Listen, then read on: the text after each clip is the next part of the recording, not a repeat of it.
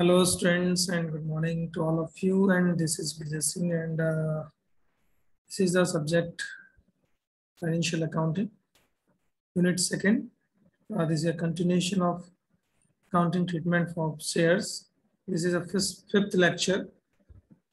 This lecture is about calls in advance. In my previous lecture, I discussed with you the calls in arrears. Now I'm going to discuss with you the calls in advance.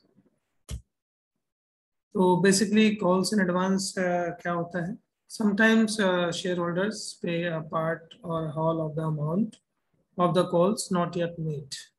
ठीक है, तो जब भी हम बात करते हैं कि कोई हमने एप्लीकेशन मांगी है तो उसमें जो शेयर होल्डर्स होते हैं जो पेमेंट करते हैं एप्लीकेशन अलॉटमेंट और कॉल्स का, तो कई बार कुछ शेयर होल्डर्स होते हैं जो सारा का सारा पैसा एक ही बार में दे देते हैं, या कुछ लोग एप्लीकेशन पे या कुछ लोग अलॉटमेंट में बाकी सब का कॉल्स का पैसा दे देते हैं, तो इसको एडवांस में पैसा देना कहते हैं.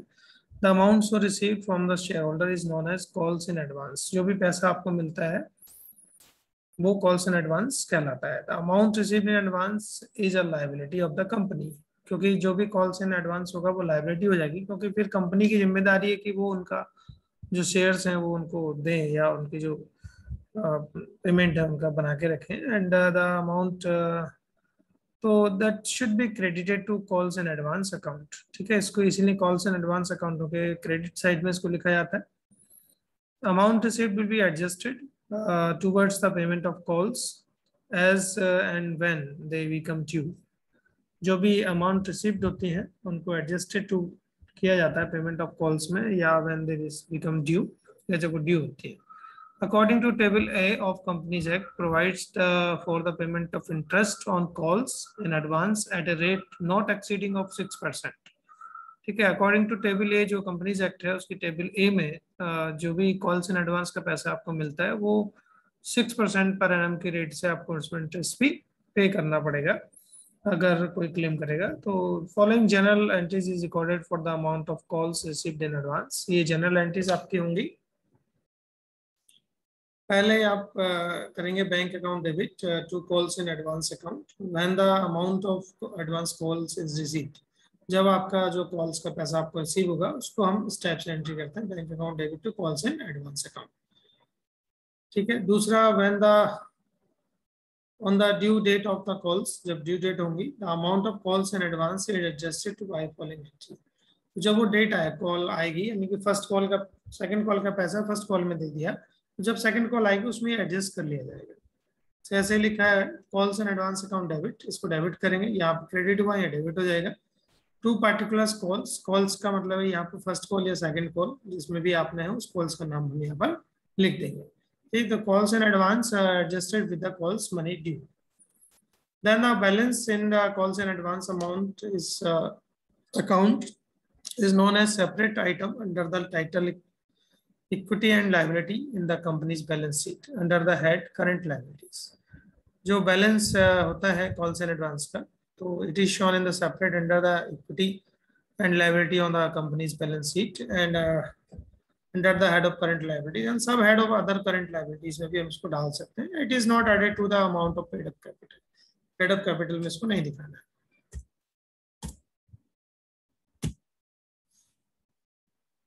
इसके अलावा जो बैलेंस है हम उसको दिखा देंगे करंट लायबिलिटीज में.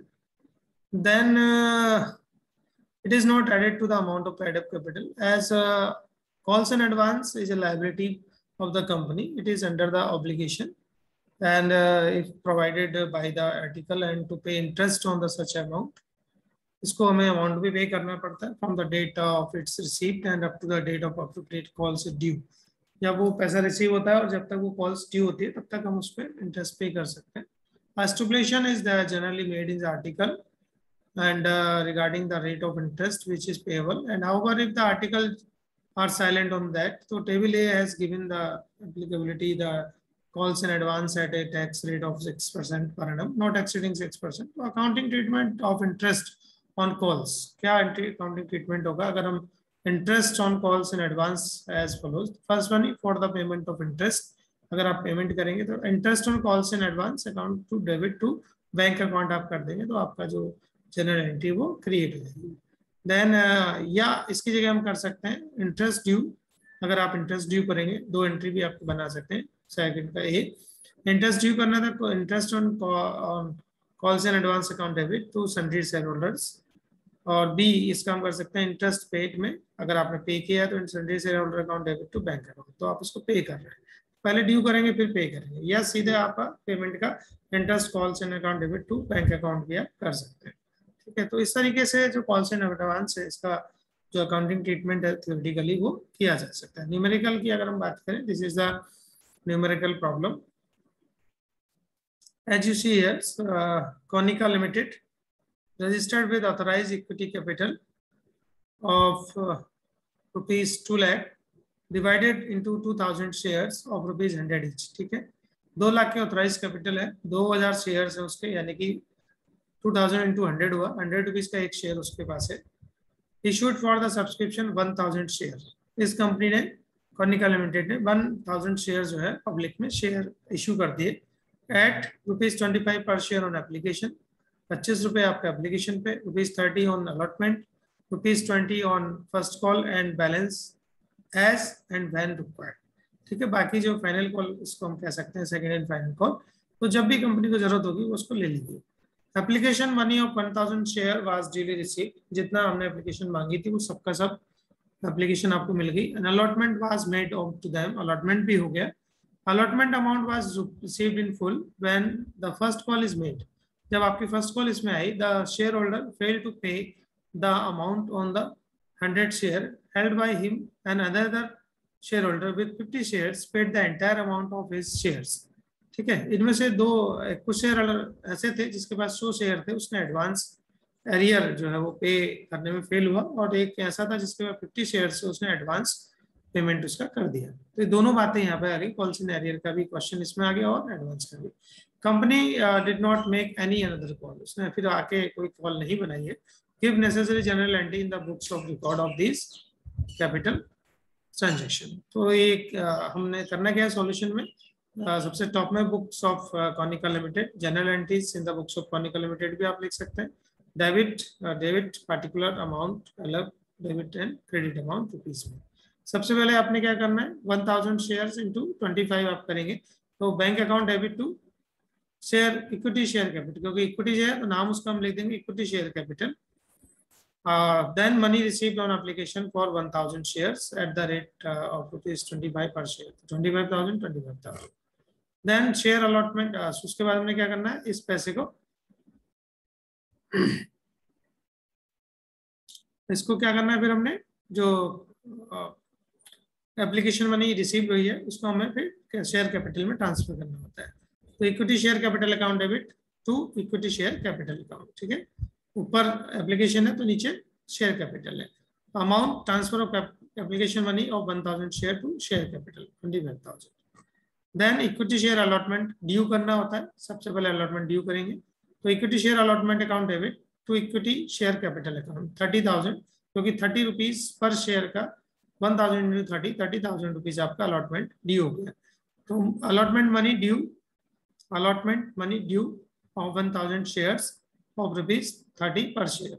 ठीक है, आप क्या करना है, फिर अलॉटमेंट मनी आपको रिसीव हो जाएगी, उसमें कहा है उसने, ठीक है, ये आपने कहा है उसने, allotment money was fully received. ठीक है, तो bank account debit to equity share allotment account 30,000 amount allotment money received. Then first call आप क्या करेंगे, ड्यू करेंगे, तो equity share first call account debit to equity share capital account, ये आपका जो है फर्स्ट कॉल ड्यू होगी 20,000 की, क्योंकि जो फर्स्ट कॉल है वो आपकी 20 रुपीज की है, 20 रुपीज इंटू 1000 तो 20,000 रुपीज आपका हो गया।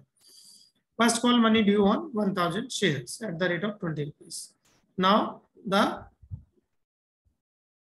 जो कॉल्स का पैसा आपको रिसीव होगा, तो हमने यहाँ देखा है bank account debit 19,250, calls in arrear first call account आपने लिखा to equity share first call account to calls in advance, दोनों चीजें आ गई। क्यों, क्योंकि इसमें एक शेयर होल्डर ऐसा था जिसने, ये आप देख रहे हैं 100 शेयर जिसके पास थे, और उसने क्या करा, one shareholder fail to pay the amount of 100 shares by him another share holder.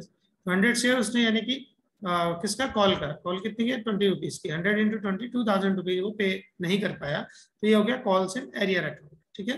तो इसलिए bank account debit to calls in arrear account, ये हम इसका डिफरेंस लिखेंगे इन दोनों का, ठीक है। फिर हमने इक्विटी शेयर कैपिटल की बात की है, तो इक्विटी शेयर फर्स्ट कॉल कितने की है, 20 रुपीज की, 1000 इंटू 20 कितना हो गए, 20,000 हो गए, okay. Then calls in advance देखना है तो 50 इंटू नेक्स्ट कितना बचा आपका, 25 30 20 20 25 30 50 50 और प्लस 25 75 हो गया। 25 का फाइनल कॉल बची है, उसका उसने किसी ने एडवांस दे दिया, तो 50 इंटू 25 आप कर देंगे तो आपका जो है 1250 रुपीज आपको मिल जाएगा, ओके। 1250 रुपये आपका मिल जाएगा। तो ये एडवांस पैसा आपके पास आ गया। तो टू कॉल्स इन एडवांस हमने 1250, तो ये हो गया 20,000 प्लस 1250, तो 21,250 रुपये। तो 21,250 में से 2,000 रुपये हमने माइनस किए तो कितना बचा, 19,250 रुपये आपको बचेगा।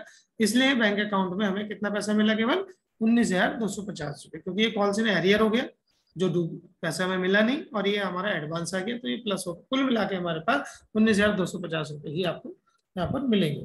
तो first call money received on 9,000 share, sorry 900 share, an arrear of 100 share of rupees 20 per share and calls in advance 50 rupees at the rate of 25 shares, ठीक है। तो ये इस तरीके से जो हम इसमें कर सकते हैं।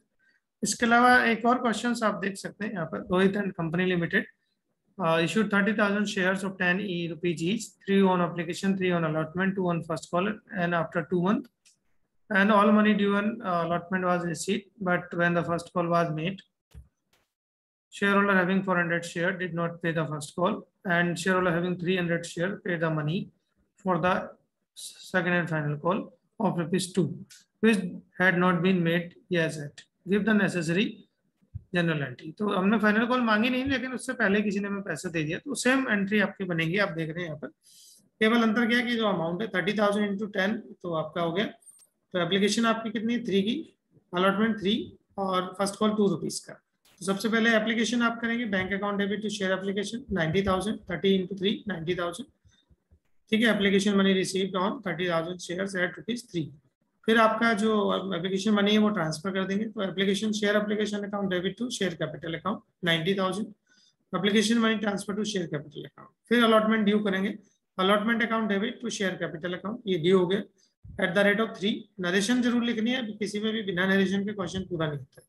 Then allotment money receive bank account debit to share allotment account 90,000 90,000, allotment money receive. Then first call due, first call account debit to 60,000, 2 रुपीज की कॉल है। Then share capital account 30,000, calls due. वही चीज है, bank account debit, calls in arrear, first call account, 2 calls in advance. अब आपने देखना क्या है, सबसे पहले क्या करना है, बैंक अकाउंट डेबिट लिखना है, फिर कॉल्स इन एरियर करना है, क्योंकि यहाँ पर एरियर की भी बात हुई है। एक शेयर होल्डर है जिसके बाद जो है 400 शेयर, जिसके वो पैसा नहीं दिया। तो फर्स्ट कॉल कितने की है आपकी, 2 रुपए की, 400 इंटू 8 2 हो जाएगा, तो आपका 800 रुपीज ये आ जाएंगे। तो कॉल्स इन एरियर जो डेबिट है वो 800 रुपीज होगा। फिर टू शेयर फर्स्ट कॉल है, फर्स्ट कॉल कितने की है आपकी देख रहे हैं, 30,000 इंटू 2 60,000 की फर्स्ट कॉल है। फिर एडवांस कितना दिया, कोई एक शेयर होल्डर जिसके बाद 300 शेयर, उसने एडवांस मनी दे दी है। तो लास्ट कितने की बची, 3 + 3 6 + 2 8 + 2 रुपए की लास्ट कॉल बची। तो लास्ट कॉल अभी हुई नहीं है, लेकिन उसने एडवांस दिया, 300 इंटू 2 करेंगे तो 600 रुपीज आपका मिल जाएगा।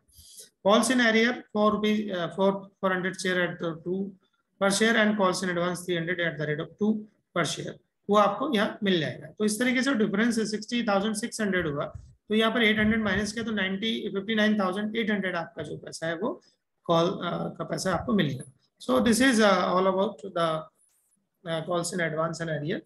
So thank you very much. I hope you understand. If you have inquiries, then we will meet at offline. Then I will discuss you. Thank you very much.